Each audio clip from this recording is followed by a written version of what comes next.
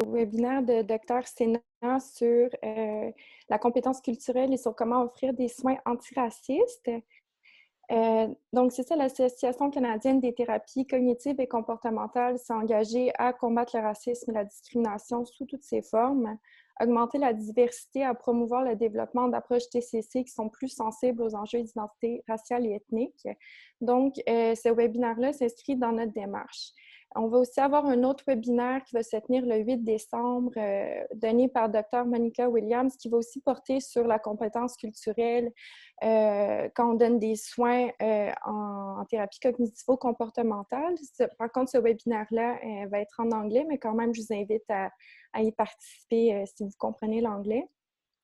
Donc, en étant membre de notre association, vous avez priorité sur l'inscription à nos webinaires et vous avez accès à nos infolettres, notre liste de diffusion.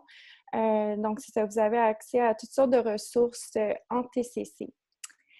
Pour ce qui est du webinaire d'aujourd'hui, comment on va procéder, c'est que Dr. Sena va donner sa présentation. Puis, si vous avez des questions, je vais vous inviter à le faire en écrivant vos questions dans la boîte chat. Puis, on va avoir une séance de questions-réponses après la présentation de Dr. Sena.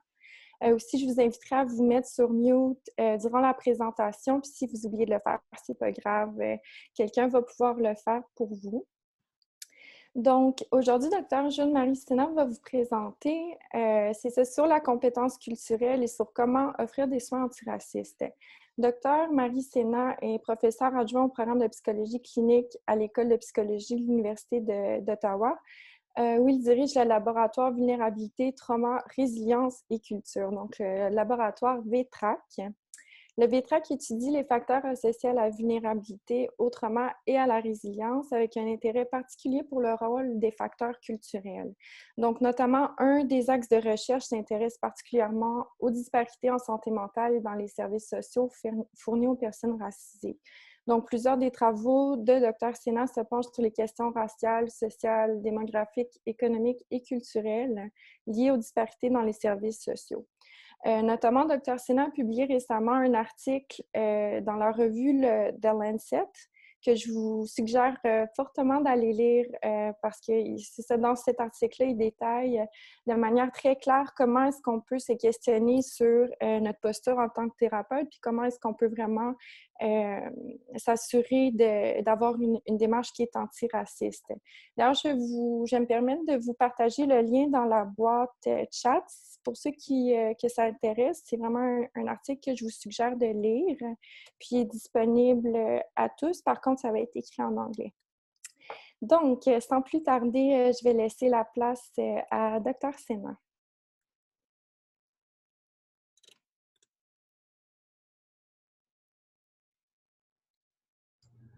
Désolé, je gère plusieurs écrans, donc l'endroit où je devrais m'enlever sur le mute avait disparu. Alors, bonjour, merci déjà pour l'invitation, puis merci à tous d'être là.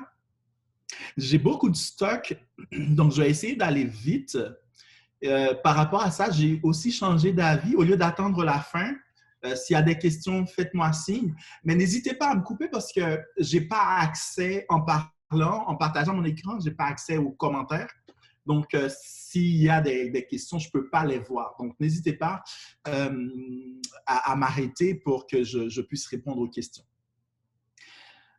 J'ai titré la présentation de ce midi les TCC à l'épreuve des enjeux raciaux parce que je trouve que c'est extrêmement important de se dire les choses, mais aussi d'essayer de se les dire, pas pour s'accuser, pas pour rester sans rien faire, mais pour surtout essayer de voir c'est quoi les solutions que nous pouvons trouver pour justement adapter les thérapies cognitives et comportementales aux enjeux raciaux et nous permettre de savoir comment on prend en charge quelqu'un issu des minorités racisées et comment on peut, à travers cette prise en charge-là, faciliter le bien-être des gens.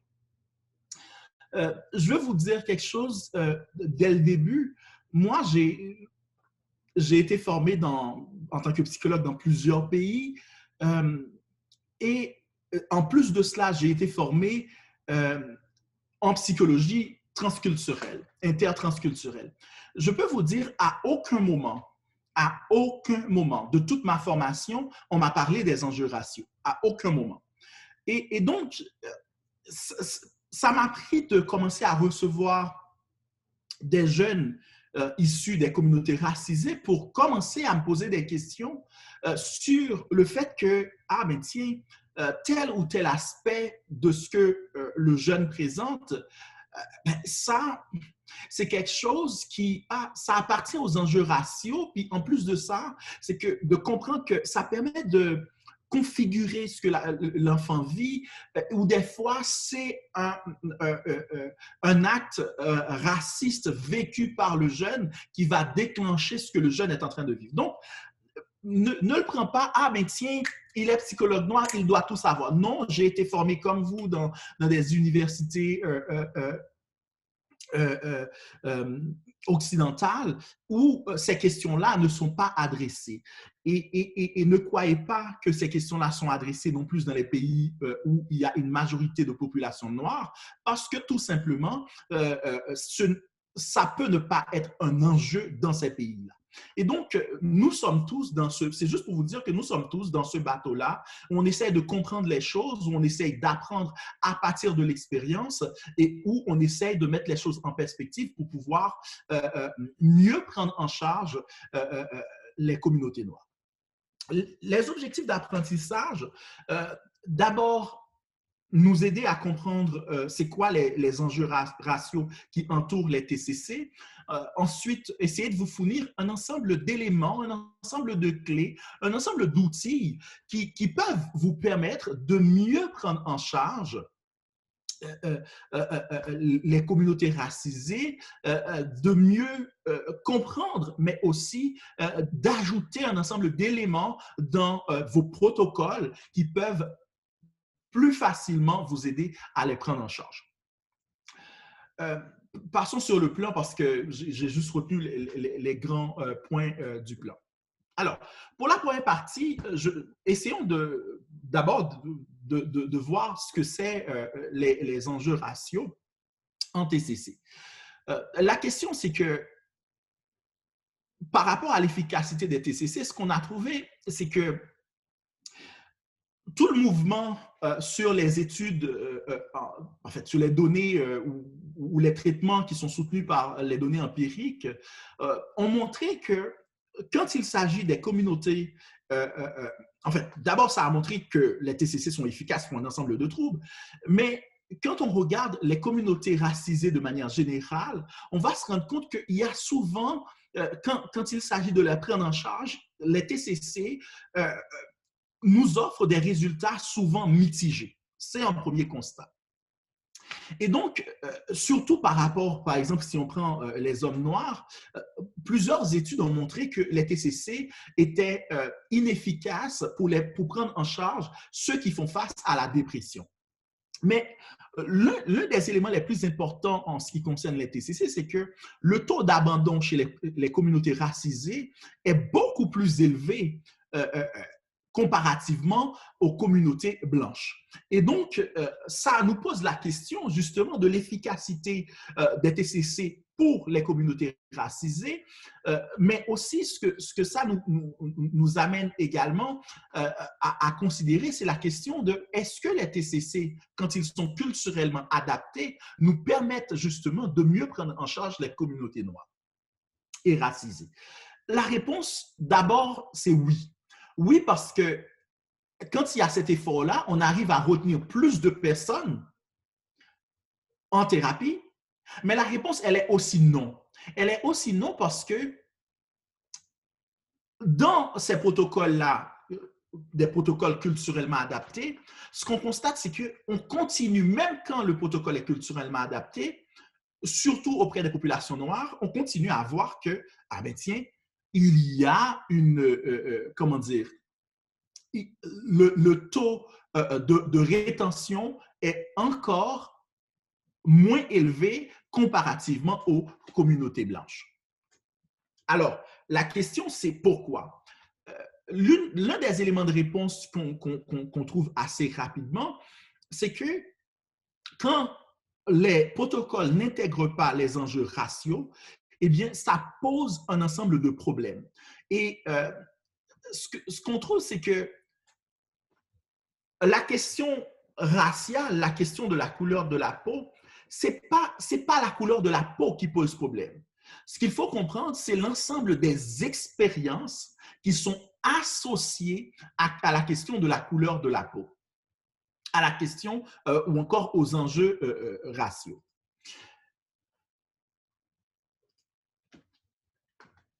L'autre élément qu'il faut amener, c'est que les personnes des communautés noires sentent une sorte de, expriment une sorte de méfiance vis-à-vis des thérapeutes blancs.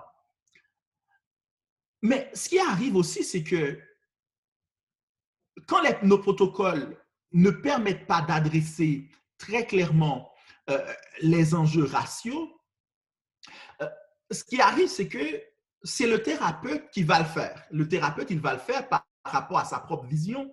Et souvent, soit on reproche aux personnes issues des communautés racisées qu'ils ne sont pas adaptés. Encore, par exemple, je peux prendre un exemple bien simple, un jeune qui vient en thérapie qui se plaint de racisme. Et bien souvent, soit on évite la question, soit on pense que c'est de l'apitoiement sur soi, c'est une mauvaise adaptation, c'est un manque de motivation pour faire les choses. Mais on n'arrive pas assez facilement à comprendre que, ah ben tiens, peut-être qu'il y a quelque chose à aller chercher sur ces questions-là. Je vais y revenir, mais avant, je voulais vous parler de microagressions raciales dans les TCC. Pour cela, je voulais me baser sur des expériences cliniques pour vous en parler. Alors, lors d'une première séance, un jeune garçon afro-américain de 11 ans, chez qui on a diagnostiqué un trouble du comportement, a décrit sa mauvaise conduite comme étant liée à une aversion pour son professeur, puis ce jeune juge son professeur comme raciste. Il rapporte un ensemble de propos que le professeur tient en classe, comme le fait que les hommes noirs ne prennent pas en charge leurs enfants. Il rapporte que le prof n'arrête pas de dire en classe que la majorité des délinquants de la ville sont noirs. Et il rapporte un ensemble d'attitudes du professeur qui lui dit même que ah ben tiens, ton papa il doit être polygame parce qu'il est noir. Après avoir entendu ces exemples-là de la part du jeune, le thérapeute, qui lui est blanc, lui a dit qu'il avait peut-être mal compris les intentions du professeur et que les actions du professeur ne devraient pas avoir pour objectif de le blesser. Mais surtout, on lui dit que sa colère envers le professeur n'est pas une excuse pour enfreindre les règles. Donc, l'équipe de supervision également, majoritairement blanche, va être d'accord avec le thérapeute et ils vont tous voir dans le comportement du garçon, ils vont essayer de l'interpréter, ce comportement-là, à travers la lentille de son trouble, de ce qu'il présente comme trouble du comportement. Et personne n'a considéré dans la discussion autour de son cas le fait que ce jeune-là a pu vivre quelque chose d'horrible, de se faire tout le temps harceler sur la base de sa couleur de peau par son professeur. Et le résultat, c'est que au bout de la première séance et de la deuxième séance, où à chaque fois l'enfant essaye de ramener cette question-là et où l'enfant se fait blâmer, eh bien, les parents ont décidé de quitter la thérapie et ils ne sont plus revenus en thérapie. Un deuxième cas que je voulais vous parler, c'est le cas de Raphaël. J'en parle beaucoup parce que je l'ai moi-même pris en charge. Et je l'ai pris en charge après que 3 autres psychologues ont essayé de le prendre en charge. Raphaël, c'est un jeune homme qui vit dans une ville canadienne, dans un quartier majoritairement noir, avec une population, une grande population, avec une population, je vais dire, majoritairement racisée. Et Raphaël va essayer de... Son objectif, c'est de devenir médecin.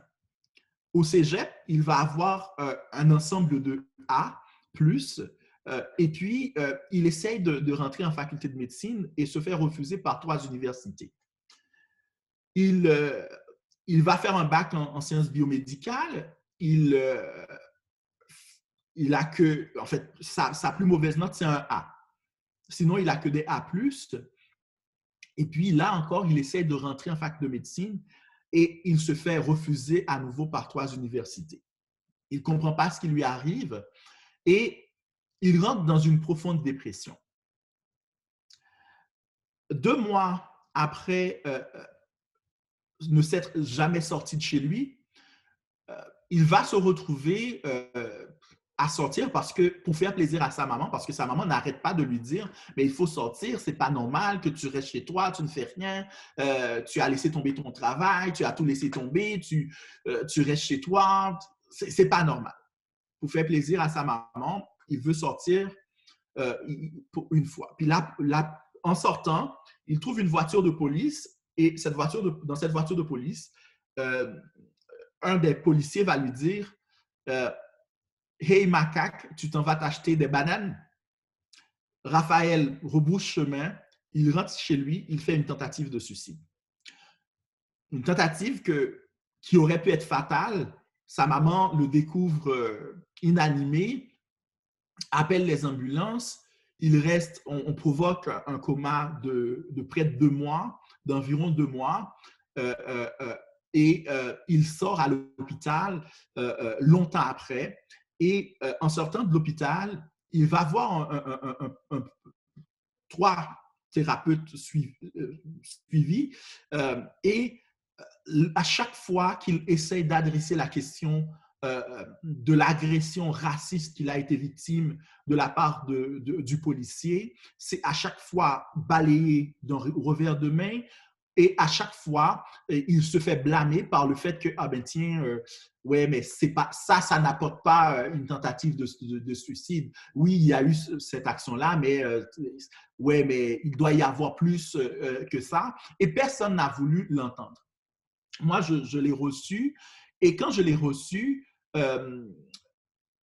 c'était assez plus facile d'adresser cette question et je vous en parle parce que il y a plein d'éléments que je ne donne pas, voilà, mais parce que nous travaillons sur, on a eu j'ai eu son accord pour en parler et parce que justement, il lutte pour que ces choses-là ne se reproduisent plus.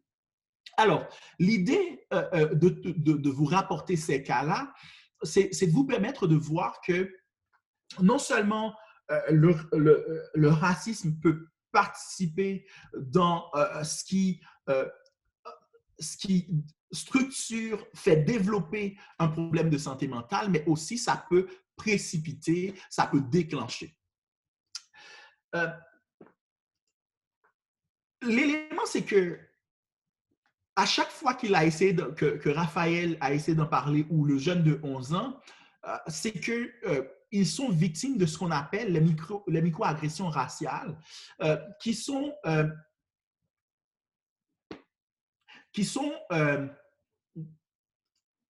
les microagressions raciales qui sont définies comme étant de brèves indignités verbales, comportementales, que les personnes des communautés noires vivent au quotidien. Je peux prendre un exemple très simple. C'est l'exemple de la fille, de la jeune femme noire qui se fait toucher les cheveux par des personnes qui n'ont pas les cheveux crépus pour savoir, ah ben tiens, tes cheveux, la personne n'a pas donné son autorisation, on essaie de toucher. Ou bien l'exemple je pourrais vous donner un exemple dans le milieu de la santé. C'est quelque chose que je rapporte dans un livre que j'écris. Une personne à Montréal qui va dans un hôpital et qui subit une intervention chirurgicale. Et à la fin de l'intervention, à la fin de ce séjour à l'hôpital, elle doit repartir chez elle. Et là, l'infirmière ne lui donne pas de certificat pour qu'elle puisse envoyer à son travail pour son congé maladie. Et là, elle explique, mais vous ne m'avez pas donné d'attestation. Puis là, l'infirmière lui a dit, ah, il fallait demander quand même, vous avez laissé partir le médecin. Nous, on reçoit une forte population venant de Montréal-Nord et en général, les gens ne travaillent pas, donc ils ne demandent pas ça. La vérité, c'est que le taux de chômage à Montréal-Nord n'est pas de 25 %. Et en n'étant pas de 25 %, ça veut dire que des personnes qu'ils reçoivent, la très grande majorité travaillent. Et est-ce que vous comprenez tout simplement que ces personnes-là ne reçoivent pas justement, et beaucoup d'entre eux ne reçoivent pas d'attestation, et beaucoup d'entre eux ne savent pas qu'il faut demander parce que certains d'entre eux sont mal informés. Et donc, cette personne-là qui se fait dire, parce que tu es noir, si tu n'étais pas noir, on aurait pu planifier pour toi de te donner une attestation, mais parce que tu es noir, on croyait que tu ne travaillais pas. Donc, ces micro-agressions-là sont des choses qui vont avoir des impacts également sur les soins que nous allons offrir. Alors, il y a un travail qui a été fait par Constantine où elle a identifié 12 formes de microagressions subies par les Afro-Américains en thérapie. En thérapie, pendant qu'ils sont en soins, d'abord, il y a l'aveuglement des couleurs. Souvent, on dit ah, mais tiens, moi, je ne regarde pas les gens d'après leur couleur de peau. Moi, j'offre le même service à tout le monde, mais je ne regarde pas la couleur de peau des gens. La vérité, c'est que on ne peut pas dire ça quand le problème que la personne présente peut être associé à sa couleur de peau. Quand sa couleur de peau peut participer du problème que la personne amène en thérapie. Et donc, c'est extrêmement important d'en tenir compte. Je vous laisserai en prendre connaissance. Mais je veux surtout parler de certains où, par exemple, on va minimiser les problèmes raciaux. On va dire, ah ben non, ça, c'est pas bien grave. Ah non, tel problème, c'est pas grave. Tel problème, c'est ci, tel problème, c'est cela. Mais aussi, il y a le côté paternalisant. Je peux vous le donner comme une blague, mais ça, moi, ça ne me fait pas rire. Le nombre de fois où personnellement, je me fais dire, en fait, je vous donne un exemple. J'embauche quelqu'un au labo à l'Université d'Ottawa, puis je m'en vais voir quelqu'un pour nous expliquer comment faire. Et cette personne-là me dit qu'il faut remplir un formulaire web. Et cette personne m'explique, on se parle, je vois cette personne virtuellement. C'est-à-dire, on organise une vidéoconférence via Teams et cette personne essaie de m'expliquer, me dire, vous savez ce qu'est un formulaire web? C'est un formulaire web, c'est un formulaire qu'on remplit sur Internet. Vous savez ce que c'est Internet? Puis la personne prend pour acquis que, tiens, il est noir, il ne doit pas savoir ce que c'est Internet. Et les personnes peuvent avoir souvent une attitude assez paternalisante pour expliquer. Puis la vérité, c'est que la personne ne se rend même pas compte que, tiens, si je lui parle via Teams, c'est que je dois savoir ce que c'est Internet. Puis la deuxième chose, imaginez en 2020, un professeur d'université de moins de 40 ans qui ne connaît pas ce que ça veut dire un formulaire web. Alors, je vous parle là dans la vie courante, mais beaucoup de gens vivent ces choses-là en thérapie où il y a cette question où on essaye justement de paternaliser, de montrer aux gens, ah, il est noir, il ne doit pas savoir. Mais aussi la question de la méritocratie, de croire que, ah, ben tiens, si on a, c'est parce qu'on a travaillé fort pour. Puis j'ai envie de dire, beaucoup de personnes blanches ne connaissent pas quand on parle du privilège blanc, ils ne connaissent pas ce que c'est. mais ils ne connaissent pas ce que c'est parce que tout simplement, ils ne vivent pas les mêmes choses que les personnes noires doivent vivre ou les personnes des communautés racisées doivent vivre. Et la question, ce n'est pas, pas enlever des privilèges à des gens, mais c'est permettre à tout le monde d'avoir accès aux mêmes privilèges, mais surtout de permettre à ce que le thérapeute, il comprend ces aspects-là et qu'il ne voit pas, ah tiens, je reçois un jeune noir, eh bien, ah, tel ou tel aspect, je peux, s'il n'est pas entré en médecine, ben, c'est parce qu'il n'est pas bon. Alors que ce qu'on comprend, et c'est pour ça que, par exemple, quand vous prenez cette année l'Université de Toronto, je crois qu'il y a 25 jeunes des communautés noires et racisées qui sont entrés à l'Université de Toronto, ça a pris, c'est pas parce que ça a pris tout un programme pour pouvoir les détecter et les évaluer d'une autre manière.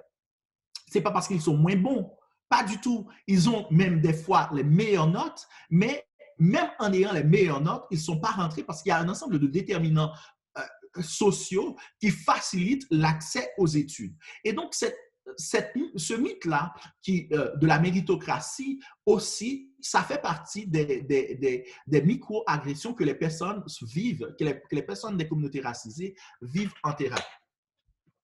Je voulais aussi vous parler de... Ne vous inquiétez pas, on va à la fin de tout ça, on va retomber sur nos pattes. Je voulais aussi vous parler de trauma racial. Mais avant de vous parler de trauma racial, je voulais attirer votre attention sur le racisme qui peut être un trauma originel.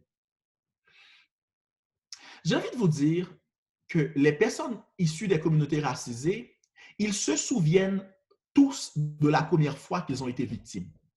Tous. Et ce sont des choses qui les habitent. Je vous donne un exemple très simple. Quand il y a eu la mort, en fait, le meurtre de George Floyd, beaucoup, on a dû organiser, plusieurs institutions dans la région de la capitale nationale ont dû organiser un ensemble d'ateliers sur la santé mentale, de groupes de parole, parce que beaucoup de personnes noires, surtout ceux qui avaient 40 ans et plus, se sont mis à se souvenir des discriminations raciales qu'ils ont été victimes et surtout du profilage racial de la part de la police. Une personne, puis j'ai envie de vous dire que ce n'est pas quelque chose de simple. Quand on prend le profilage racial, j'ai discuté avec un collègue l'autre jour qui n'arrête pas de minimiser le profilage racial en disant, ben, tiens, la police t'interpelle, ben, tu obéis, puis ça se passe bien. Tu sais que c'est du profilage racial, mais tu n'as qu'à obéir et puis c'est bon. Mais ce que vous devez savoir, c'est qu'il y a beaucoup de frustrations qui sont associées à ça. Ce n'est pas juste interpeller. Quand la police vous donne par exemple une contravention, vous avez un ticket, vous avez le droit de contester. Mais si vous contestez, souvent, vous êtes obligé de prendre un avocat. Si vous prenez un avocat, la police ne va pas vous rembourser l'argent que vous payez à l'avocat, donc vous devenez plus pauvre. Donc, ça a un impact sur votre économie, sur votre santé financière. Et cet argent-là, peut-être que vous ne l'avez même pas et que vous avez dû le prendre sur votre carte de crédit, sur autre chose, pour pouvoir payer. En plus de ça, vous perdez du temps. Et là, je parle dans le sens que vous gagnez, parce que la parole du policier vaut plus que votre parole. Et donc, c'est extrêmement important de tenir. On ne peut pas balayer ces questions-là. Et ce qu'il faut comprendre, et c'est pour ça que moi, par exemple, moi, je suis noir. Vous ne vous en doutez pas. Je n'utilise pas le N-word dans mes cours. Je n'utilise pas le N-word pour parler à des gens. Pourquoi je ne le fais pas? Je ne le fais pas parce que je sais que mon étudiant racisé qui vient de prendre le bus, peut-être qu'il vient de se faire traiter du N-word. Parce que c'est toujours une question pendante. Et quelqu'un qui dit le N-word, c'est pas forcément, je vais mouiller sur quelque chose que je ne devrais pas. Je vais même dire que c'est pas quelqu'un qui forcément a toujours des attitudes racistes dans la vie. Mais peut-être que la personne est juste frustrée et que la personne sait qu'en vous disant ça, ça va vous faire mal. En disant ça à un jeune, ça va lui faire très mal. La personne va l'utiliser.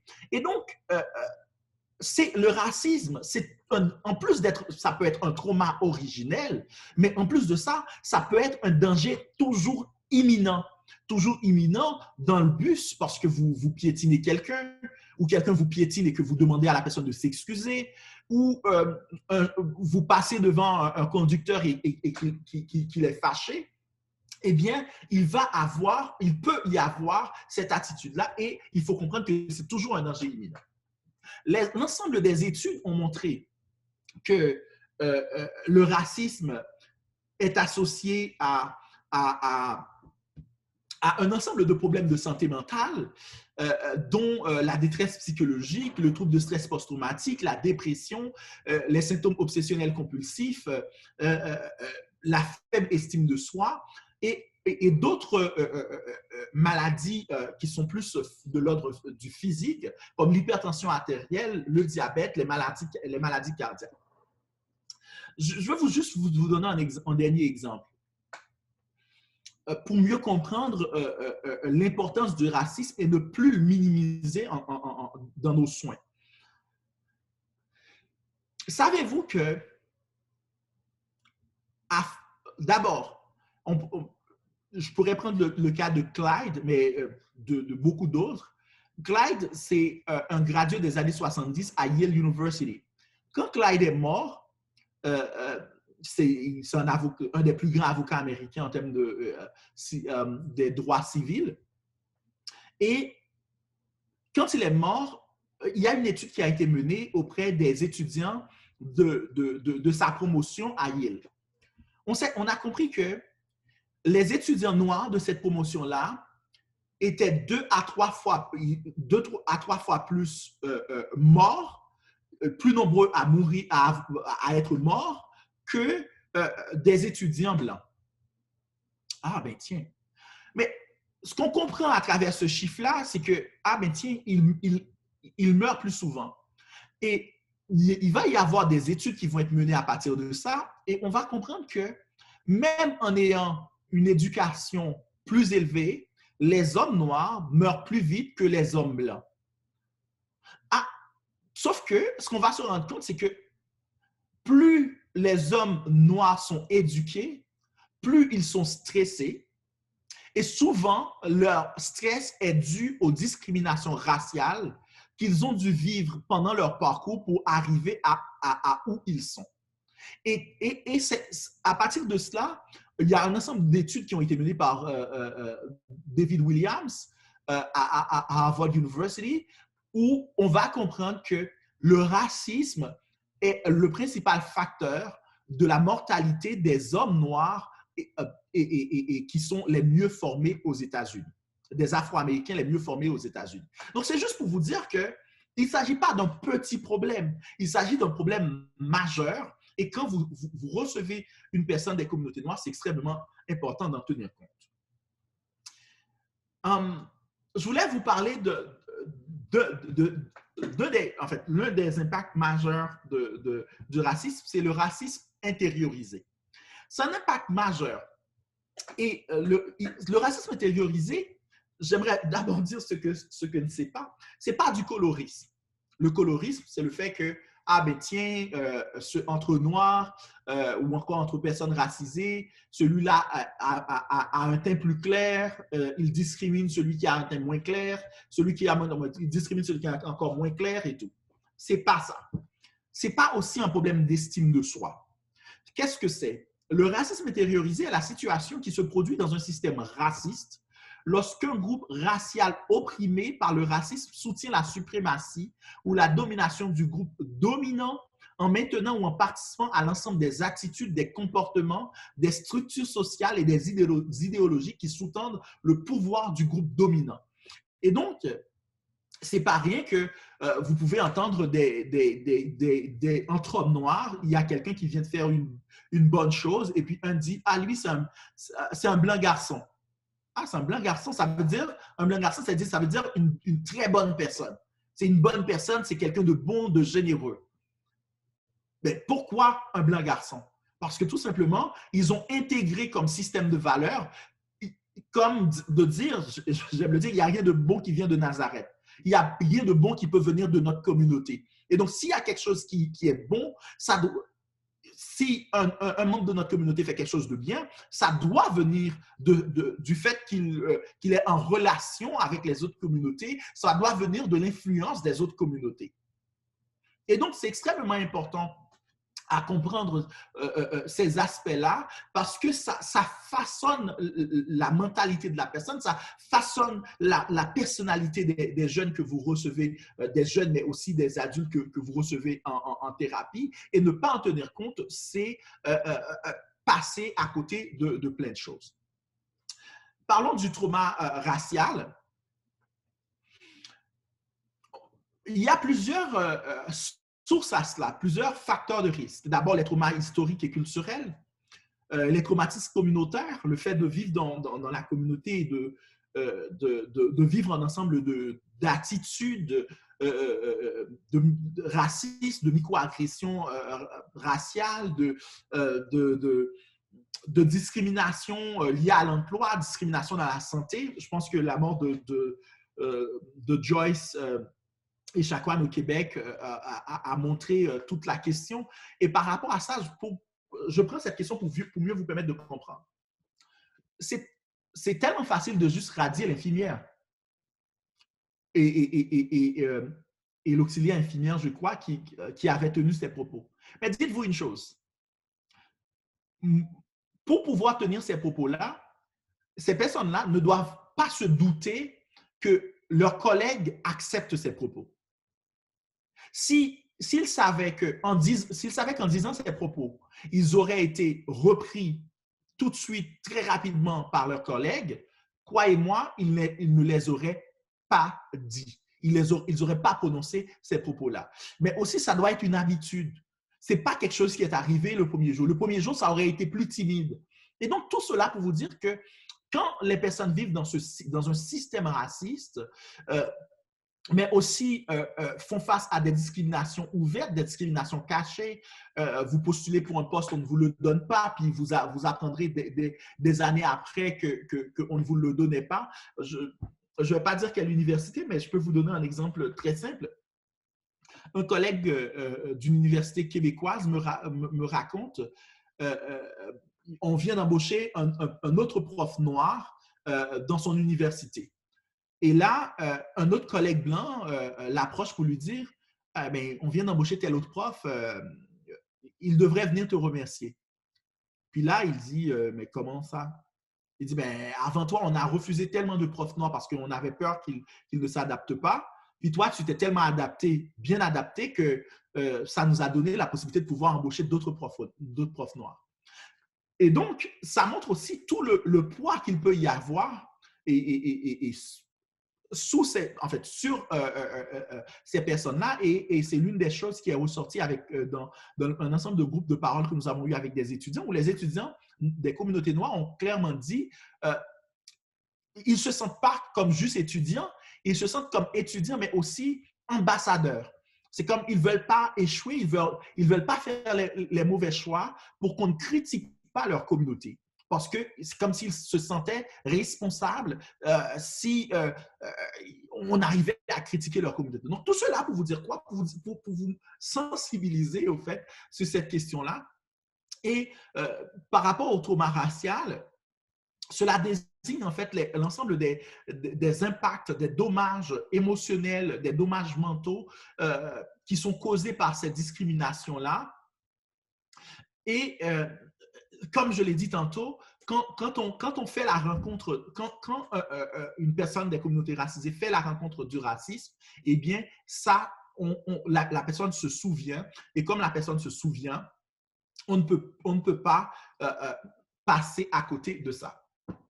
Alors, tout cela pour vous dire, c'est important de tenir compte des enjeux raciaux dans nos soins. En général, c'est quelque chose qu'on évite. On évite d'interroger les personnes issues des communautés racisées sur leur contexte culturel de vie, mais aussi sur leur origine ethnique et sur les vécus de discrimination raciale. En fait, c'est une erreur. Il faut les interroger sur ces questions-là. Il faut les interroger sur ces questions-là parce qu'eux ont peur de venir parler de ces questions-là. Parce qu'eux ont peur qu'ils se fassent juger par vous en tant que psychologue, par vous en tant que thérapeute, sur « Ah, ben tiens, encore en voilà un qui s'apitoie sur son sort. » Donc, c'est votre responsabilité de les interroger sur ces questions-là. Je sais qu'on peut avoir cette crainte-là de se tromper, d'être mal informé sur le plan culturel. Mais dites-vous que ce qu'on peut faire, c'est accepter notre vulnérabilité en tant que thérapeute, accepter qu'on ne sait pas tout et que la personne est en quelque sorte, pas en quelque sorte, mais l'expert de sa vie. Et en tant qu'expert de sa vie, la personne doit nous apprendre sur lui-même. Donc, ce n'est pas un sujet à éviter. Et dans les prochaines minutes, je vais justement vous dire comment on peut aborder les enjeux raciaux dans les TCC et comment on peut évaluer les personnes et comment on peut le faire de manière à ne pas encore plus froisser la personne, à ne pas mettre la personne dans une posture difficile, mais au contraire, d'aider la personne en abordant cette question sans tabou, mais de manière assez facile. Alors, j'aimerais d'abord vous dire que la première chose, c'est qu'il faut s'évaluer soi-même en tant que thérapeute. Nous avons développé une formation comment fournir des soins de santé mentale antiraciste, parce qu'en plus de l'article qui est paru dans The Lancet Psychiatry, il y a une formation qui a été montée avec l'aide des étudiants du labo, mais également des collègues. Et cette formation-là est accréditée par le CPA, le Canadian Psychological Association, et l'American Psychological Association. Donc, c'est sur notre site santémentalpourtous.ca, mentalhealthforeveryone.ca en anglais. Dans cette formation-là, faites le module 1. Dans le module 1, il y a un ensemble d'éléments, même des questionnaires, pour vous aider à vous évaluer vous-même en tant que thérapeute. À connaître c'est quoi vos biais inconscients. C'est quoi que vous avez tendance à faire de manière générale. Ce sont des questions à répondre pour vous-même, à répondre pour votre pratique. Je parlais à une collègue dernièrement qui m'a dit ah ben, Jude-Marie, quand je dis quelque chose de mal, il faut me le dire pour que je puisse me reprendre. Puis, en fait, elle parlait des enjeux raciaux. Puis moi, j'ai eu la même attitude, par exemple, vis-à-vis de la diversité sexuelle. Il y a beaucoup de choses que je ne connais pas. Il y a beaucoup d'éléments que je ne maîtrise pas. Et donc, c'est un travail à faire sur soi si on veut prendre en charge des personnes issues des communautés racisées. Puis, de toutes les manières, ce n'est pas un travail perdant dans le sens que, en le faisant, ça vous donne un ensemble d'informations sur vous-même. Ça vous permet de mieux définir votre posture en tant que thérapeute. Un autre facteur important, c'est qu'il faut prendre en compte la culture du client. C'est quoi? Il faut se demander quelles sont ses croyances culturelles, quelles sont ses croyances religieuses, c'est quoi son système de valeurs. Il a un problème, en fait, il vit avec un problème. Votre évaluation, c'est « Ah, mais tiens, il a des symptômes dépressifs. » Mais c'est quoi la perspective de son groupe d'appartenance sur la dépression? Quand vous recevez quelqu'un dans un groupe où la dépression, en plus de vivre de la dépression est encore tabou, où en plus de ça, la dépression est très mal vue et que cette personne-là, on ne peut même pas voir que c'est quelqu'un qui ne va pas bien et qui mérite d'être aidé, d'être soutenu socialement. Mais au contraire, c'est quelqu'un qui est perçu comme paresseux, c'est quelqu'un qui voit la vie facilement, c'est quelqu'un qui ne comprend pas la vie. Eh bien, cette personne-là fait face, en plus de la dépression, fait face aussi à des éléments qu'il faut essayer d'adresser dans notre évaluation et on ne peut pas passer à côté de ces choses-là. Mais également, il faut comprendre que quand on dit, par exemple, les Noirs, les Arabes, les Indiens, les Japonais, ça ne veut rien dire. Parce que tout simplement, les Noirs, par exemple, ils ne sont pas tous pareils. C'est un groupe, ce sont des groupes hétérogènes. Et c'est pour ça qu'à chaque fois que j'en parle, je ne vous dis pas la communauté noire, je vais dire les communautés noires. Parce que c'est extrêmement important de tenir compte de l'unicité de la personne, de la culture de la personne. Entre quelqu'un, par exemple, quand quelqu'un me dit « je viens du Cameroun », moi, j'ai tendance à dire quelle région, quelle ethnie, quelle religion. Parce que selon la religion, selon l'ethnicité, selon la région, ça peut être différent. J'ai tendance à demander à la personne, OK, quelle région, dans votre région, comment ça se passe dans votre région? Comment on vit dans votre région? Est-ce qu'il y a des mélanges ethniques? Est-ce que c'est facile les mélanges ethniques? J'ai tendance à aller m'enquérir beaucoup plus sur cette personne-là, à accepter que la personne m'informe sur lui-même, à accepter que la personne m'explique qui il est. Et donc, c'est une démarche extrêmement importante. Il y a un autre outil que vous pouvez utiliser, c'est le CFI. En français, ça se dit entretien de formulation culturelle. C'est dans le DSM. Je crois que ça doit être le dernier chapitre. Les gens le connaissent très peu, mais c'est un entretien qui vous permet d'abord de voir dans ce que la personne présente, qu'est-ce qu'il y a comme facteurs culturels qui peuvent l'expliquer, mais aussi de comprendre qu'est-ce que vous pouvez utiliser comme facteur culturel en tant que levier thérapeutique. C'est-à-dire, qu'est-ce qu'il y a comme facteur culturel que vous pouvez amener dans votre protocole, que vous pouvez amener dans votre plan de traitement et qui peuvent vous aider justement à mieux prendre en charge cette personne.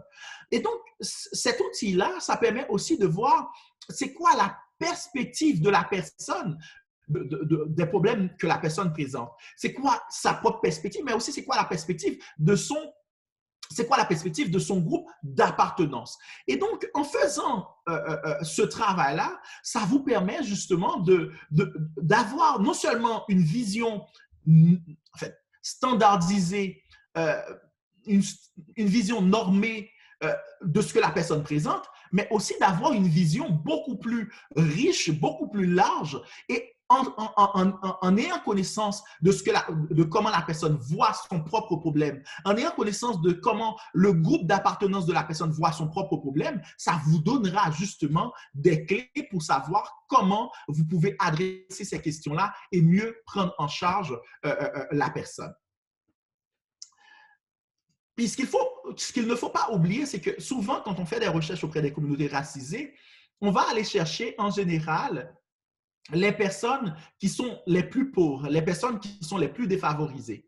Et ce qu'il faut comprendre, c'est que les expériences quotidiennes et majeures de discrimination raciale, les microagressions raciales et le racisme entravent grandement la santé mentale des enfants, des adolescents et des adultes des communautés noires et nous ne pouvons pas les ignorer dans notre plan de traitement. Souvent, en tant que professionnels de la santé mentale, nous avons deux attitudes vis-à-vis des questions ou encore des enjeux raciaux. Soit nous les évitons, la personne l'amène en thérapie, oups, on fait une manœuvre, on l'évite. Les gens le voient. Les gens le voient parce que ça leur prend beaucoup pour venir en parler en thérapie.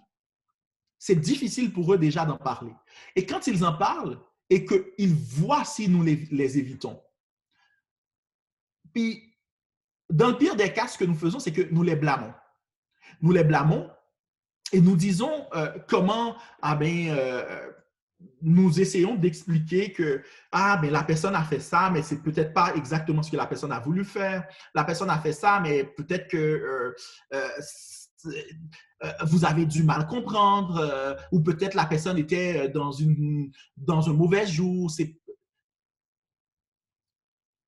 Tout cela nous permet de surtout comprendre que quand c'est la personne, déjà, c'est plus difficile pour la personne de venir avec. Quand la personne vient avec, on doit prendre tout notre temps pour traiter la question. Et tantôt, je vais pouvoir vous dire comment on traite ces questions-là. Ça nous prend d'abord de définir un plan, en fait, dans notre modèle d'évaluation, d'avoir un modèle d'évaluation qui soit culturellement éclairé, culturellement adapté. Je préfère culturellement éclairé. Pourquoi? C'est parce que on ne pourra pas tout adapter culturellement, mais on peut venir tout éclairer culturellement. Dans le sens que l'idée d'adapter culturellement, c'est comme si on peut adapter toutes nos évaluations, tous nos protocoles, tous nos manuels à toutes les cultures. On ne peut pas. Par contre, on peut les éclairer dans le sens que laissez la personne vous parler de sa culture, aller chercher des éléments de la culture de la personne pour pouvoir mieux comprendre. Et donc, c'est une modification systématique dans ce que nous faisons comme traitement, dans la manière dont nous évaluons ce que la personne présente. Et donc, pour moi, je trouve que c'est extrêmement important d'aller vers une évaluation transdiagnostique qui soit culturellement éclairée. Il y a Georges Devereux qui a expliqué un aspect extrêmement important. En fait, il parle de trois éléments en termes d'adaptation culturelle. Il parle de, quand on fait l'évaluation, on peut aller vers une évaluation intraculturelle. Je fais partie de la même culture que la personne. Je sais que la culture peut être quelque chose qui structure, déclenche, maintient les problèmes de santé mentale que vit la personne. Et donc, je vais utiliser la culture d'abord pour essayer de comprendre ce que la personne vit, mais ensuite, je vais utiliser la culture également pour essayer d'aider la personne. Il y a une deuxième possibilité, c'est que ça soit interculturel. La personne et moi, nous ne faisons pas partie de la même culture, mais je connais la culture de la personne. Mais comme je connais la culture de la personne, je vais pouvoir utiliser les éléments que je connais de la culture pour mieux comprendre les problèmes de santé mentale que présente la personne, mais aussi pour pouvoir mieux les adresser.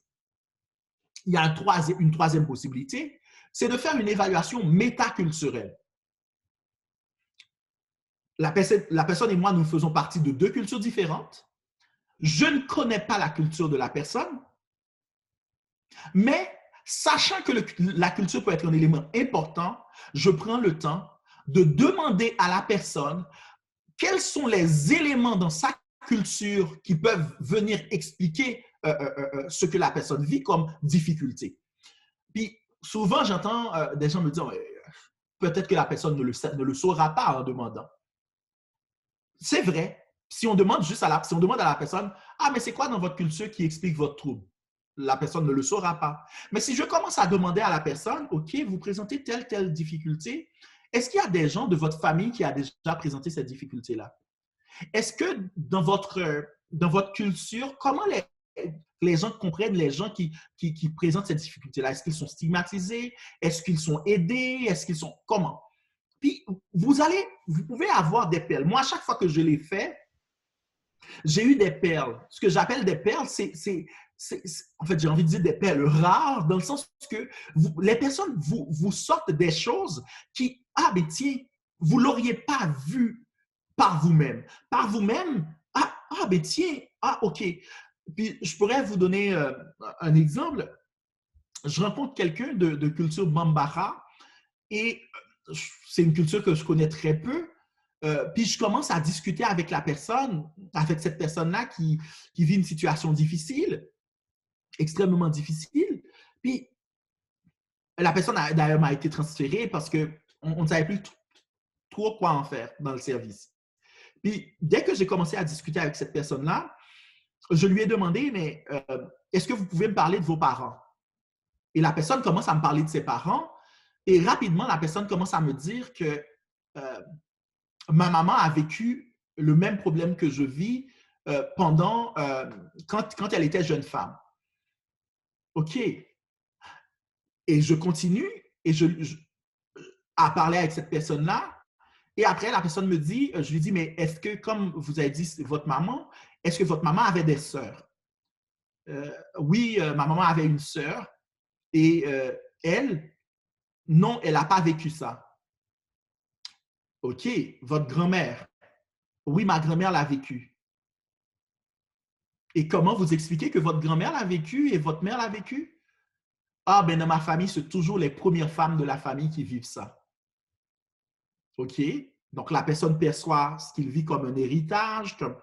Et qu'est-ce qui explique que c'est toujours les premières femmes de votre... En fait, les premières femmes de ma famille ont toujours de la difficulté à se marier.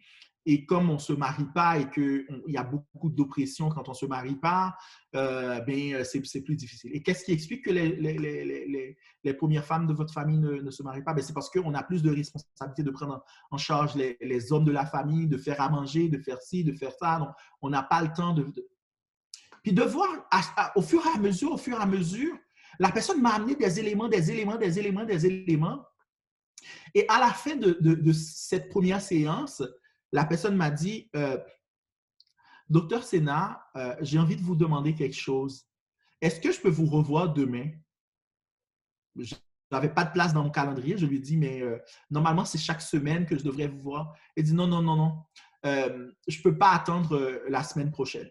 Je regarde mon calendrier, on trouve un moment. La personne revient dans la même semaine. Et après cette deuxième séance, la personne me dit, ben, je pense que ça va mieux, j'arrive maintenant à dormir, j'ai plus telle difficulté et telle difficulté et telle difficulté. Et là, je demande quand même à revoir cette personne-là. Je lui dis, bon, OK, comme vous ne voulez pas revenir, est-ce qu'on peut se revoir dans un mois? Dans un mois, je revois cette personne et je me rends compte au bout de tout ça, je me rends compte que, en fait, au bout d'un mois, quand je la vois, elle va vraiment mieux. Et puis, j'ai envie de vous dire, je ne peux pas dire plus, mais j'ai envie de vous dire que toute la difficulté de la personne était liée au fait que cette personne-là vivait dans une culture en Occident où elle n'était pas capable de prendre en compte, de faire ce que dans sa famille, à chaque fois que les femmes de sa famille vivaient cette difficulté-là, elle n'était pas capable de le faire. Et dans ce que nous avons discuté, quand elle me l'a dit, je lui ai dit, ben, est-ce que ta maman est encore en vie? Oui. Et est-ce que ta maman, c'est quelqu'un qui peut faire ça à ta place? Elle m'a dit, ah, je ne savais pas, je vais demander à ma maman. Et c'est ça qu'elle a fait entre la première et la deuxième séance. Et elle a trouvé, d'après elle, la solution à ces problèmes. Et donc, comment nous, en tant que thérapeutes, nous pouvons interroger les gens sur leurs difficultés pour que les gens puissent nous dire comment ils vivent leurs difficultés. Là, je vous prends un cas qui n'est pas un cas d'école, qui n'est pas un cas que vous allez trouver facilement, mais juste pour vous dire quoi? Pour vous dire que les personnes sont les experts de leur vie et ils sont encore mieux que nous, ils peuvent nous expliquer ce qu'ils vivent et si nous les demandons, ils peuvent nous donner des éléments pour que nous puissions savoir comment intégrer ces éléments-là dans notre plan de traitement et pouvoir y répondre. Alors, c'est extrêmement important dans notre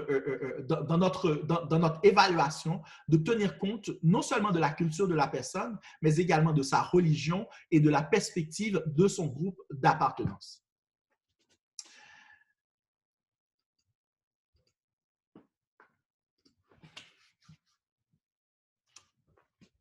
j'ai déjà dit, comme j'ai beaucoup de stock, je vais essayer d'aller plus vite. Donc, j'ai déjà dit plusieurs choses sur le Cultural Formulation Interview. Donc, je vais m'en passer. Et je vais surtout vous parler du fait que, de l'importance justement de ne pas perpétuer les discriminations raciales. Et aussi et surtout du fait que les personnes issues des communautés noires sont méfiantes vis-à-vis des soins. J'ai donné le cas de Joyce dernièrement pour vous, et on peut comprendre pourquoi ils sont méfiants. Et je vous ai donné plusieurs cas et je pourrais encore vous donner plusieurs autres pour vous dire que nous, quand on les reçoit, on doit tenir compte du fait que ce sont des personnes qui viennent nous voir et qui viennent nous voir en étant eux-mêmes, en ayant déjà des idées préconçues sur nous-mêmes.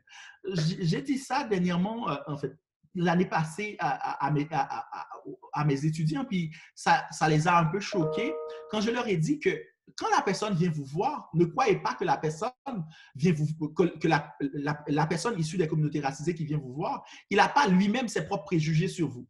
Il a aussi un ensemble de biais sur vous, il a un ensemble de préjugés qui peuvent être des préjugés très négatifs vis-à-vis de vous. Maintenant, c'est savoir comment on les évalue et comment on en tient compte. Quelques éléments assez rapidement. Ce qu'il faut dire, c'est que la vérité, c'est que les personnes issues des communautés racisées préfèrent voir des psychologues et des thérapeutes issus des communautés racisées.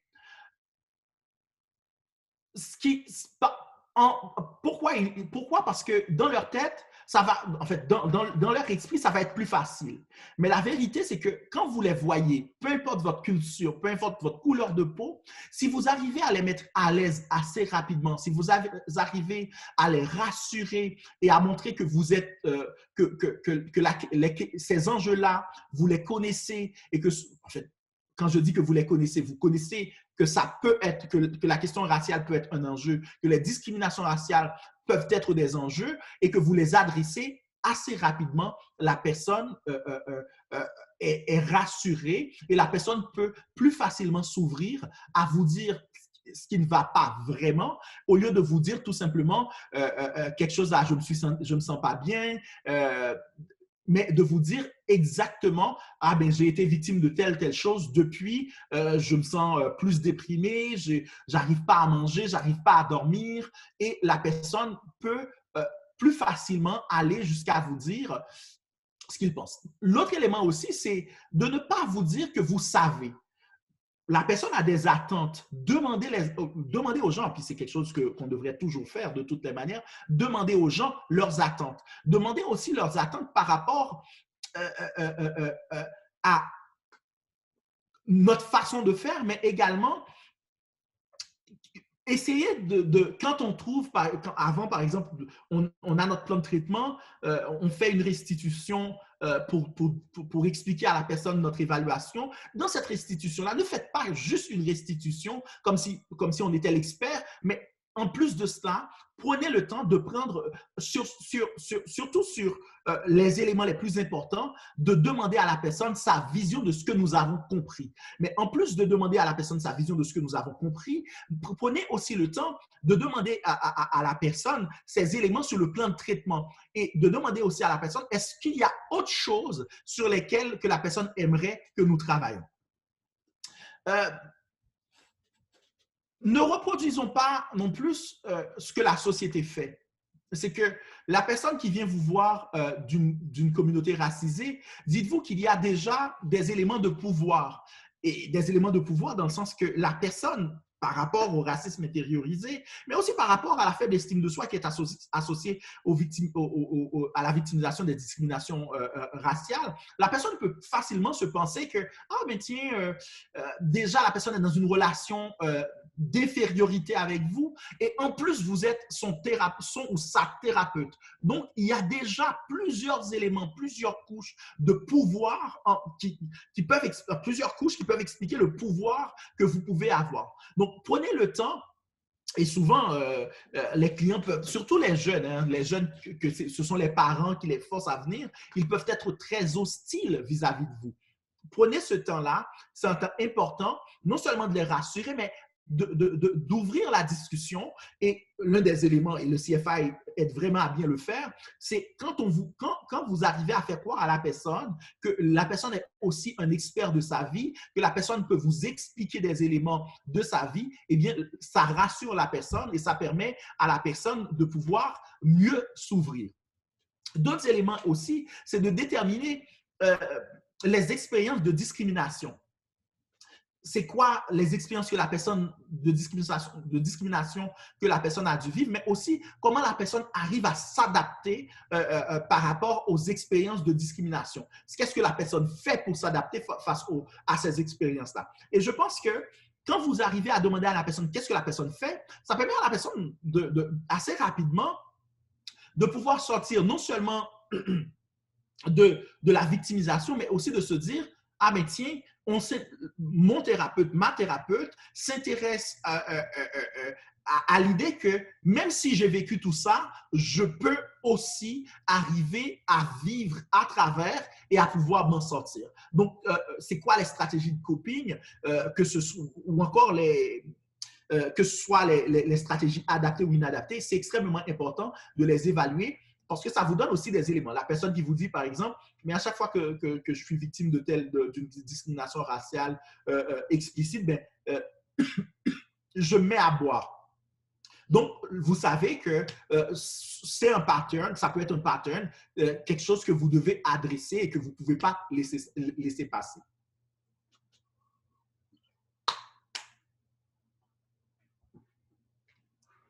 L'idée, comme je l'ai dit tantôt, c'est de déterminer les forces du client, de déterminer les facteurs ratios qui contribuent au problème.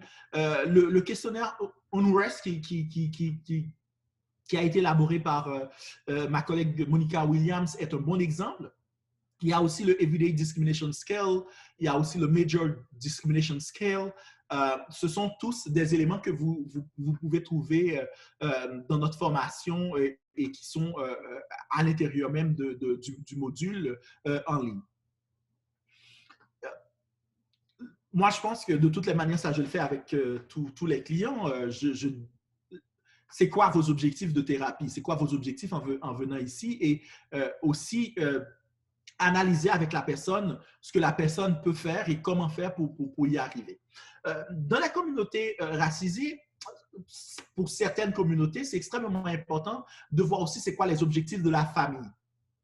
Parce que la personne vient, oui, mais il y a aussi ce que la famille, c'est comme si en fait, souvent les personnes sont chargées d'une mission familiale et même venant en thérapie pour lui-même, il y a aussi des objectifs du bien-être familial. Et donc, s'enquérir justement sur ces questions-là, c'est extrêmement important.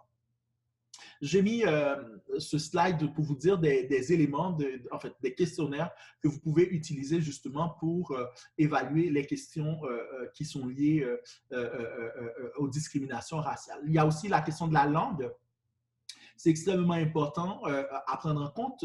Vous pouvez voir les travaux de Ivan Leonza à l'Université Laval.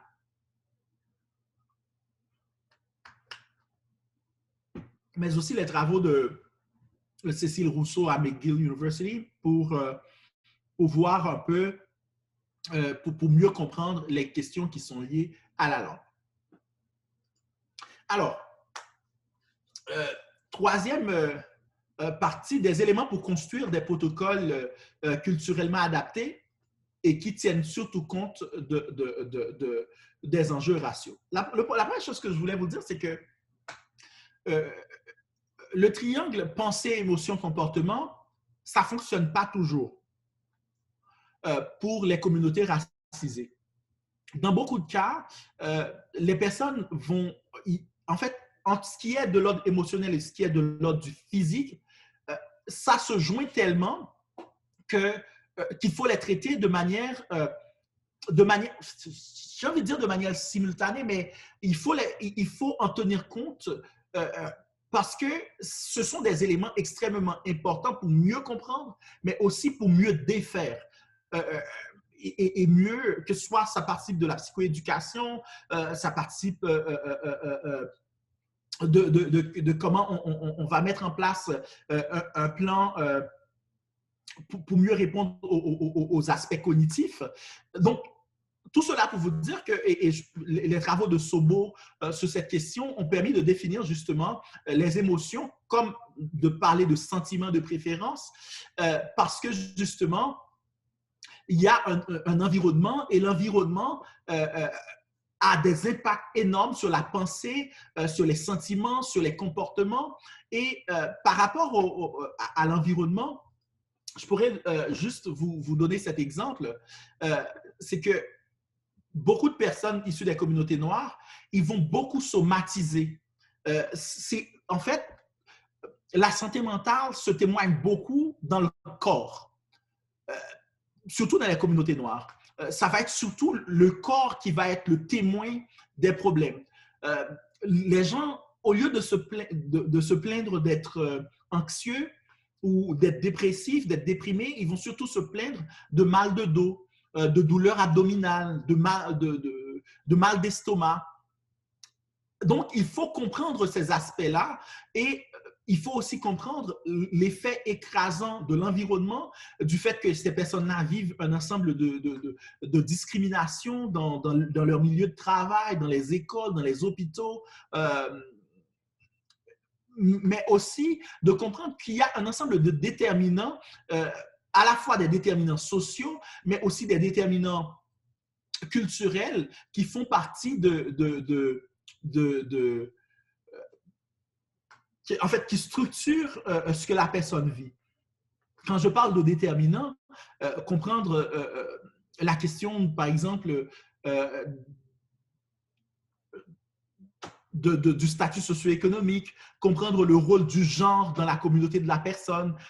Est-ce que, par exemple, dans telle communauté, être une femme, c'est lié à un ensemble d'autres pressions. Donc, en plus de ce qu'il y a comme discrimination, est-ce qu'il y a des pressions qui sont liées juste au fait d'être une femme ou d'autres types de pressions qui sont liées au fait d'être un homme dans telle communauté? Donc, être une femme dans telle communauté, ce n'est pas être une femme dans telle autre communauté. Et donc, c'est extrêmement important d'aller chercher ces aspects-là, que ce soit les aspects sociodémographiques, mais aussi les aspects qui sont liés, par exemple, au salaire, des aspects qui sont liés à l'endroit où la personne habite.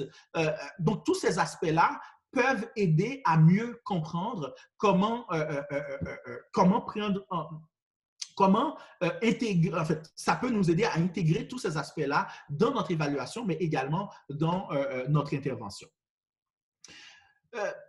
Il faut aussi être conscient que les expériences raciales et racistes ont des influences, ont des impacts sur les sentiments, les pensées et les comportements. Donc, on ne peut pas ne pas les prendre en compte quand il s'agit d'adresser les problèmes de santé mentale chez les personnes issues des communautés noires. Je vous donne un exemple. Dr. Blais, qui est un psychologue blanc québécois et qui reçoit un jeune de Montréal-Nord, afro-canadien. Et pour se montrer à l'aise avec ce jeune-là, il va rapidement lui parler, comme en plus le jeune avait un casque à l'oreille en arrivant, il va lui parler de Jay-Z et Kanye West comme pour dire ah, je connais le rap, j'aime bien la musique rap et tout. Et Charlie, le jeune, va lui dire je n'ai aucune idée de ce dont vous parlez, je joue du violoncelle et j'étudie la musique classique. Douche froide pour Dr. Blais, mais juste pour vous dire que ne prenez pas les choses pour acquis, demandez. Et je pense que c'est la meilleure chose que nous pouvons faire pour mieux comprendre. Je vais vous donner quelques clés, mais je vais essayer d'aller vite, très vite, pour pouvoir terminer dans 10 minutes maximum. Premier élément qu'il faut se demander quand on veut offrir des soins qui répondre aux enjeux raciaux. J'en ai déjà donné plein d'éléments déjà, mais là, je vais surtout donner des choses, de petites choses très rapides, très faciles et surtout facilement applicables. La première chose, et je l'ai déjà dit tantôt, la personne est sa propre, sa propre experte, en fait, l'expert de sa propre vie. Je vais le dire mieux, l'expert de sa propre vie. Alors, demandez à la personne quelle musique elle aime, quelle lecture il fait, c'est quoi ses loisirs, ses sports, sa vision de la vie, comment il comprend la famille, comment il comprend le bien-être. Deuxième chose, deuxième élément, donc la première clé, essayez de s'enquérir sur la vie de la personne, donner à la personne l'occasion de parler de lui-même. Deuxième élément, c'est votre clinique, votre bureau. C'est quoi la configuration de votre salle? Est-ce que c'est une salle eurocentrée? Est-ce que toutes les décorations rappellent juste la communauté dominante? Ou est-ce qu'au contraire, il y a des éléments de toutes les communautés que vous recevez? Est-ce qu'il y a une place à la diversité dans votre espace? Vous pouvez avoir un espace très neutre, sans décoration aussi. Même si je ne crois pas que les espaces sont en général neutres. Mais déjà, dans votre salle d'attente, comment est votre salle d'attente? Est-ce que ça invite les gens à parler? Est-ce que votre bureau invite les gens? Est-ce que c'est une invitation? Ou est-ce qu'en entrant dans votre bureau, la personne peut continuer à garder ses préjugés vis-à-vis de vous? Il y a aussi un autre élément, c'est le fait d'acquérir la compétence culturelle. C'est quoi votre compétence culturelle? Connaissez-vous la culture des gens? Savez-vous comment prendre en compte leur culture?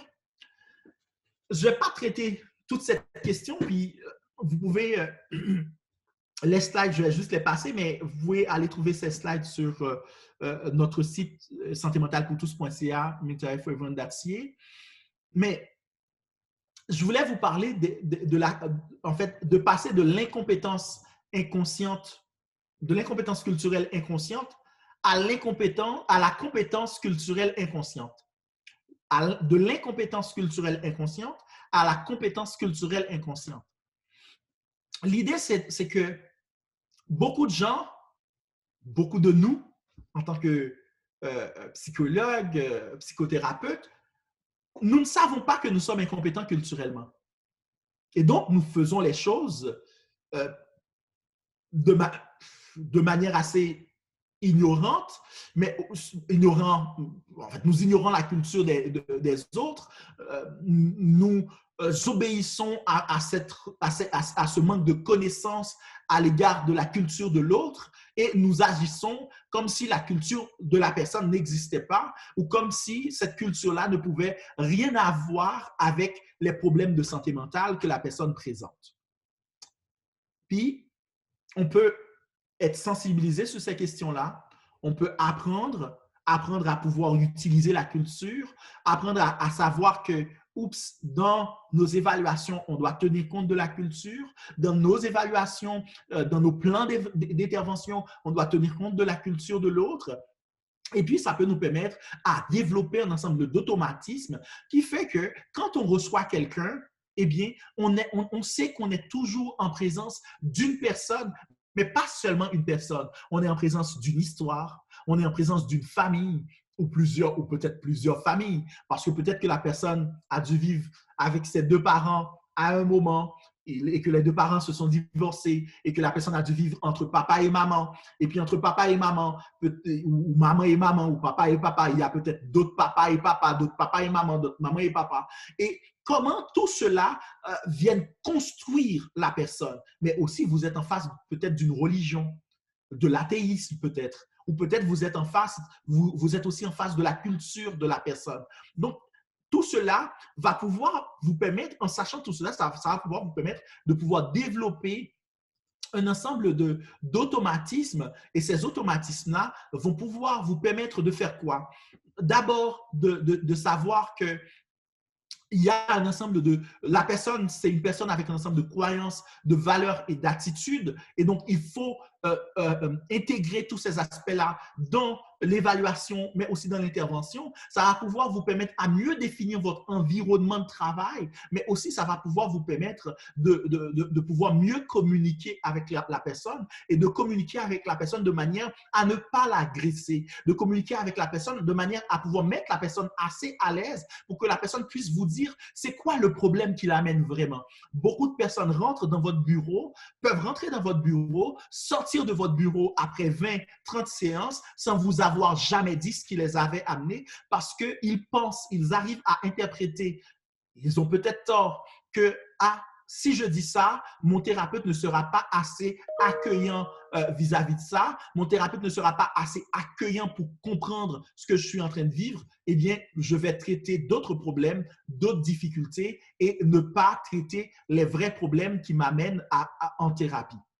Donc, acquérir la compétence culturelle est extrêmement important.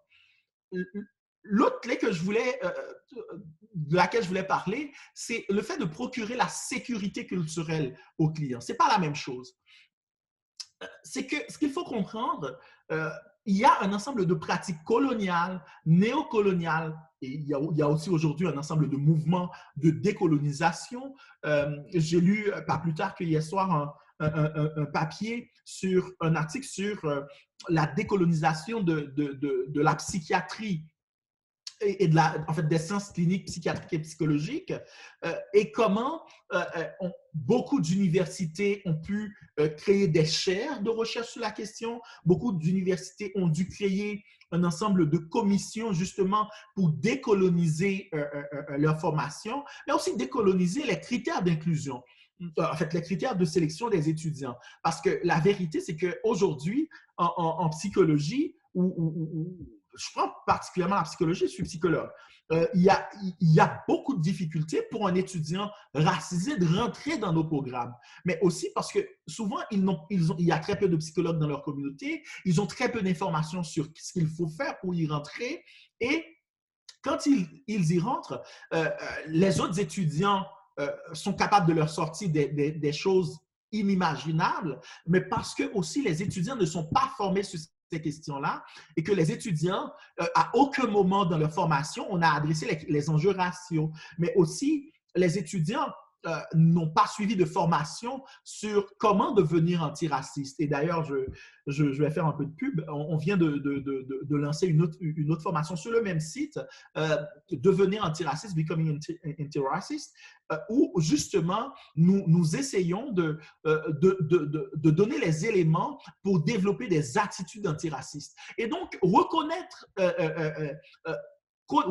et connaître l'histoire, les histoires qui sont liées justement, qui permettent justement pourquoi il y a ces inégalités socio-économiques entre les communautés noires et les autres communautés, les communautés racisées et les autres communautés. Pourquoi justement il y a ces disparités éducatives, ces disparités politiques, mais aussi il faut juste regarder la télé. Si vous regardez la télé, moi, ce que j'aime dire, quand j'habitais à Montréal, j'aimais prendre le métro.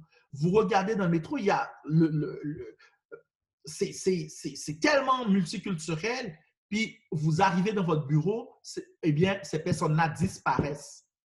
Plus vous montez dans la hiérarchie sociale, moins il y en a. Puis moi, la chose qui m'a me passionné avec une bonne amie, c'est que souvent, on était les seuls noirs au colloque. Aux conférences, on était les seuls noirs. Et pourquoi? Et ça, je ne vous parle pas du Canada seulement. Aux États-Unis, un peu moins, mais aux États-Unis aussi. En Europe, encore plus.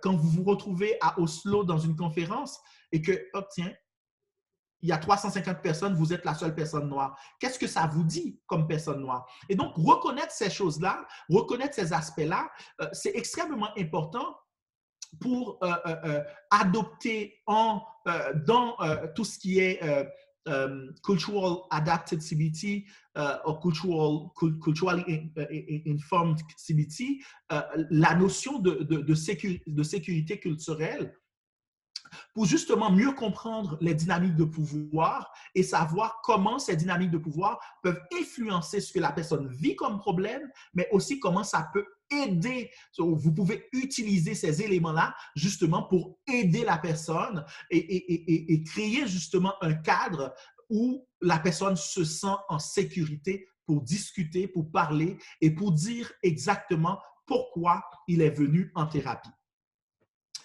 Une autre clé, c'est votre personne en tant que thérapeute, en tant que psychothérapeute. Quelles sont vos attitudes? Est-ce que vos attitudes renforcent les vulnérabilités dans votre intervention TCC? Ou à quel point vous êtes sensible aux réalités socio-culturelles de votre client?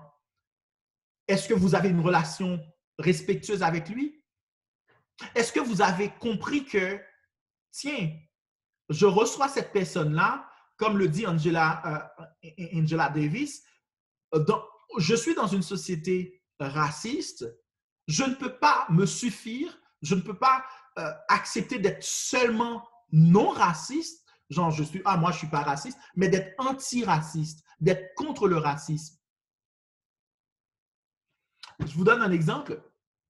J'ai une bonne amie, j'allais dire ça, ouais, bon non, je ne le dis pas. J'ai une bonne amie, vous arrivez dans sa clinique, il y a un ensemble de phrases comme ça qui dit sa vision de la vie. Et à chaque fois que je rentre dans sa clinique, je lui ai toujours dit, j'ai envie qu'elle soit ma psy parce que j'ai envie de lui parler parce que c'est clair. Elle fait des statements pour dire qui elle est. Elle fait des statements pour dire, si vous rentrez dans ma clinique, eh bien, tiens, dans mon bureau, c'est un espace où on se bat contre le racisme. C'est un espace où on tient compte de la culture des autres. Donc, qu'est-ce que vous, en tant que thérapeute, qu'est-ce que vous voulez donner, envoyer comme message, mais aussi, est-ce que vous avez cette conscience-là? Et la première chose, comme je l'ai dit, c'est qu'il faut d'abord avoir la conscience de sa personne en tant que thérapeute. Est-ce que moi, en tant que thérapeute, mes actions, en fait, est-ce que j'y crois d'abord? Est-ce que je crois que c'est important? Est-ce que je crois que c'est important que mes soins soient antiracistes? Et quand on y croit, je pense que assez rapidement, on va chercher les ressources. On ne sait pas tout. Moi, personnellement, j'ai des questions qu'on me pose, je ne sais pas. Je ne sais pas quoi faire, mais je vais chercher. Je suis face à quelqu'un qui présente tel problème, qui vient de telle culture, je ne sais pas. Il y a des aspects de la diversité sexuelle, de la diversité culturelle, je ne les maîtrise pas. Mais je vais trouver un bon ami qui les maîtrise, qui est aussi psychologue ou psychothérapeute. Je vais poser des questions, je vais faire des lectures. Et cette démarche-là, ça doit être une démarche continuelle, mais c'est aussi, ça doit être une démarche pour pouvoir faire de notre société une société antiraciste. Et dites-vous qu'on gagne dans une société antiraciste parce que les personnes racisées peuvent mieux contribuer dans la société et quand ils contribuent, c'est toute la société qui en sort gagnant. C'est aussi extrêmement important d'aborder les enjeux raciaux en thérapie, donc ne pas avoir peur de les aborder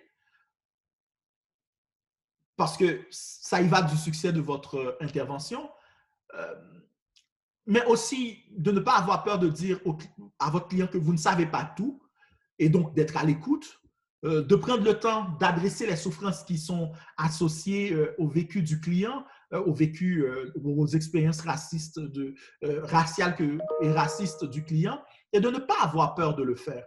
De ne pas avoir peur de prendre ce temps-là, de ne pas balayer d'un revers de main quand la personne vous dit j'ai été victime de ça, ça m'a fait mal, et de dire mais tiens, peut-être que vous avez mal compris. Non, comme je vous le dis, toutes les personnes issues des communautés racisées se souviennent la première fois qu'ils ont été victimes d'un acte raciste. Ça marque, ça blesse et ça vous marque dans votre chair. Et donc, ne pas minimiser cette question-là.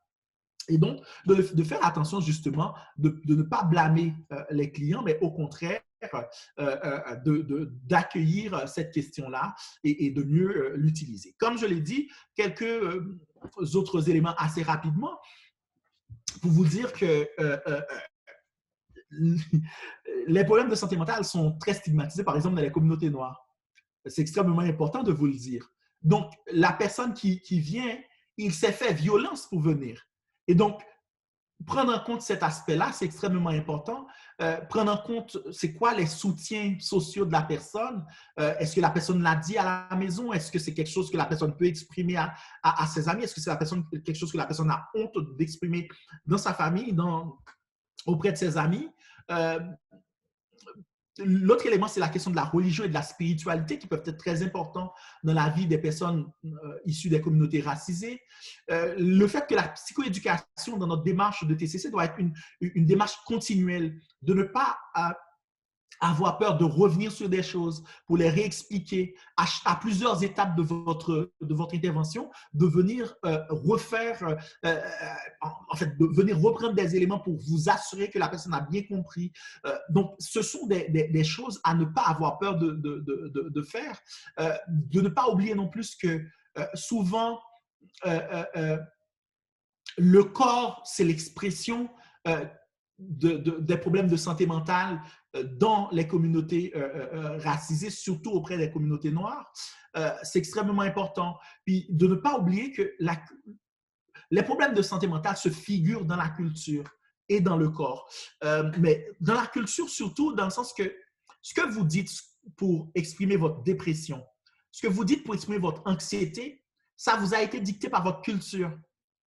Et donc, allez chercher ces éléments-là. Et il y a une belle étude d'un collègue en République démocratique du Congo. C'était comment dire dépression en Swahili. Et qu'il n'y avait aucun mot pour traduire dépression en Swahili.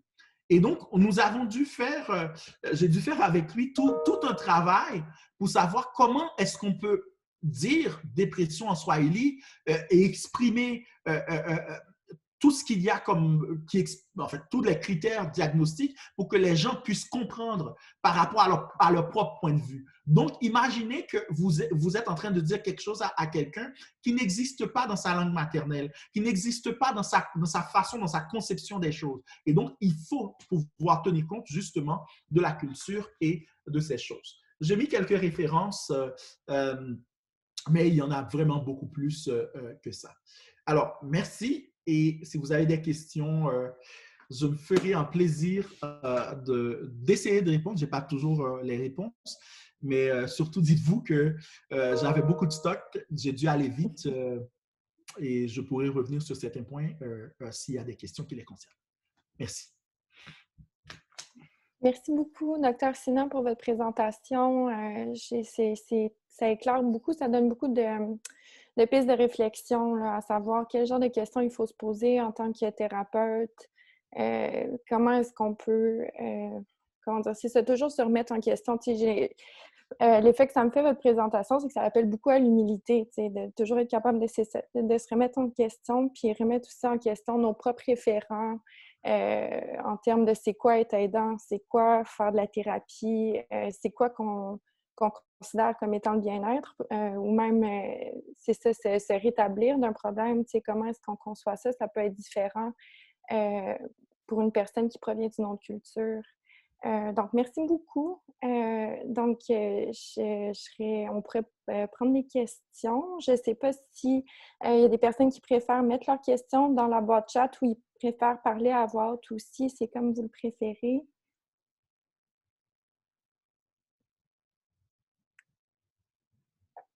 Je pense pas qu'on a de questions pour l'instant. Peut-être